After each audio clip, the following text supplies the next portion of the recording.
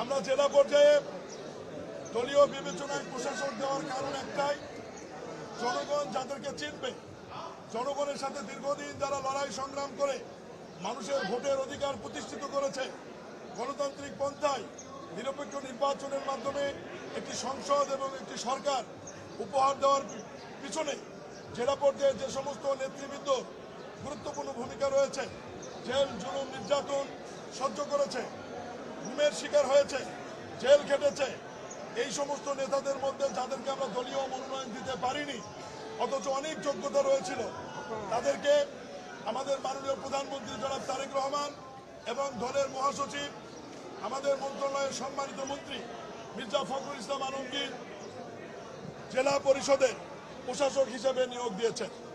আমরা মন্ত্রণালয়ের পক্ষ থেকে বিশ্বাস করি দলীয় বিবেচনায় যাদেরকে আমরা নিয়োগ দিয়েছি তারা পুরা জেলা চিনেন, দলীয় নেতাকর্মী চিনেন এবং তাদের মাধ্যমে নির্বাচনের আগ পর্যন্ত জেলার ব্যাপক উন্নয়ন হবে এবং জেলা পরিষদের যে সেবামূলক কর্মকাণ্ড সেটি সঠিকভাবে পরিচালিত হবে।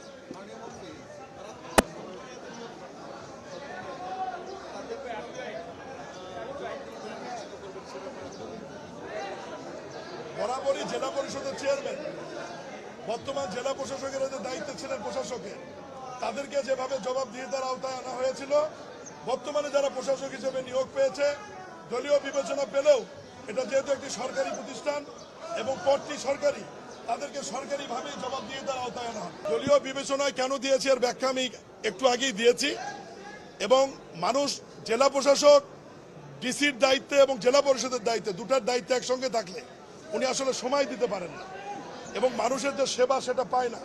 এই কারণে আমরা দলীয় বিবেচনায় প্রশাসক নিয়োগ দিয়েছি এবং আপনারা জানেন যে পার্লামেন্টে যে অধ্যাদেশটি অন্তর্বর্তীকালীন সরকার নির্বাচন বাতিল, প্রশাসক নিয়োগ এবং দলীয় প্রতীকে নির্বাচনে না হওয়ার যে অধ্যাদেশটি জারি করেছিল সেটি অলরেডি বিশেষ কমিটি যাচাই বাছাইয়ের মাধ্যমে বৃহস্পতিবার পার্লামেন্টে ওটি আইন আকারে উত্থাপনের জন্য মাননীয় সংসদ সদস্যরা সর্বসম্মতির কারণে ভোটের মাধ্যমে এটি আমাদের মন্ত্রণালয়ে প্রেরণ করেছেন।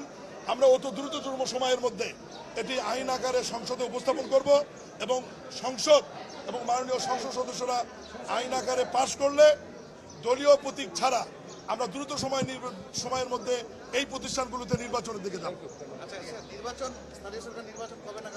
বলেই তো দিলাম, সব নির্বাচনী আইন এখনো পাশ হয় না। আমি আপনাদেরকে আবার পরিষ্কার করি, শেষ করি, সমস্ত অধ্যাদেশ আকারে আছে। এই অধ্যাদেশগুলি আইন আকারে পাশ হয়ে আমাদের মন্ত্রণালয়ে যখন ভ্যাটিং হয়ে আসবে এরপরে আমরা নির্বাচনের প্রস্তুতি শুরু করব। ওই সময় বলা যাবে যে কবে নাগাদ নির্বাচনটা হবে। প্রশাসকদের নিয়োগ দেওয়া ছিল এবং নিরপেক্ষ লোকের নিয়োগ দেওয়ার অভিজ্ঞতা আমাদের আছে। এজাজ নামে এক ভদ্রলোককে উত্তর সিটি কর্পোরেশনে নিরপেক্ষ বিবেচনায় আগের অন্তর্বর্তীকালীন সরকার নিয়োগ দিয়েছিল। তার ব্যাপারে আমি বিস্তারিত বলতে চাই না, আমাদের তদন্ত চলছে। তিনি কি করেছেন এই গাবতলী গুয়াহাটি সহ বিভিন্ন বিষয়ে ইতিমধ্যে আপনাদের আছে। এই হচ্ছে নিরপেক্ষ লোকের চরিত্র।